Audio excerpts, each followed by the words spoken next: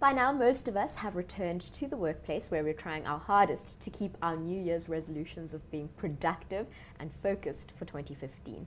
Now, I'm joined in studio by organizational psychologist Anne Werner, who's going to help us stick to those goals and hopefully also, Anne, help us from doing what many of us did last year, and that's burnout. Thank you so much for joining us today. Thank you. It's good to be here. Now, like I said, many of us have set these goals about how we want to be more productive in the workplace. Is it good to have these goals in place? Absolutely. And I think so often those resolutions need to be taken somewhere. They can be quite frivolous in what I'm going to do, but in fact, in terms of approaching your work in a very productive way, can be hugely effective.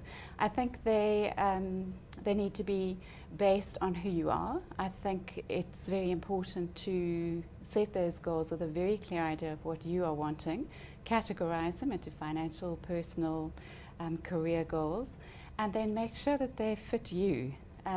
Goals should be set according to your own expectations and not the expectations of others.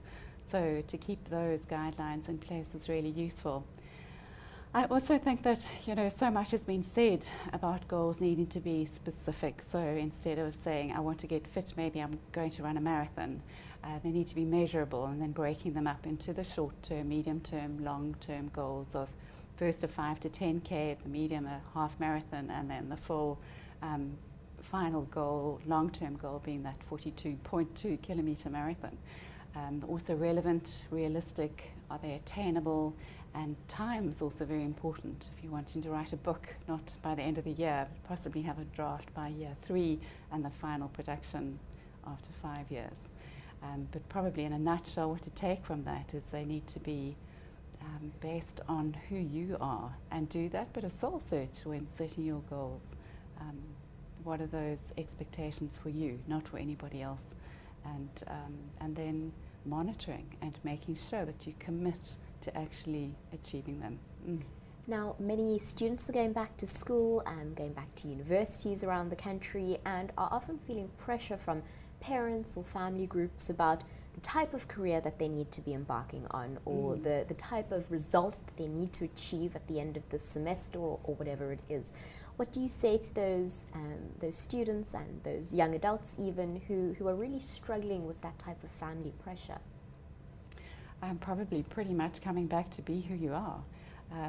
I see the career search very much as a process, and the first part of that has to be honing in on who you are.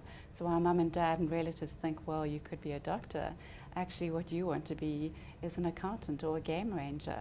And of course, it's not as flippant as that and just doing your own thing. It's very much about being accountable and responsible, but certainly make sure that you explore the other options rather than just kowtowing to what somebody else believes is good for you.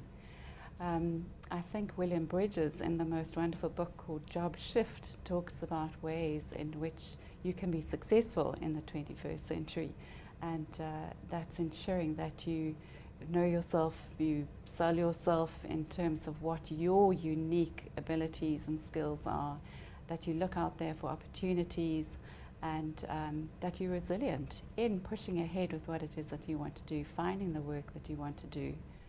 And then also ensuring that you have the skills that are required in the workplace, and always having a look at what the skills gaps are, in any work environment.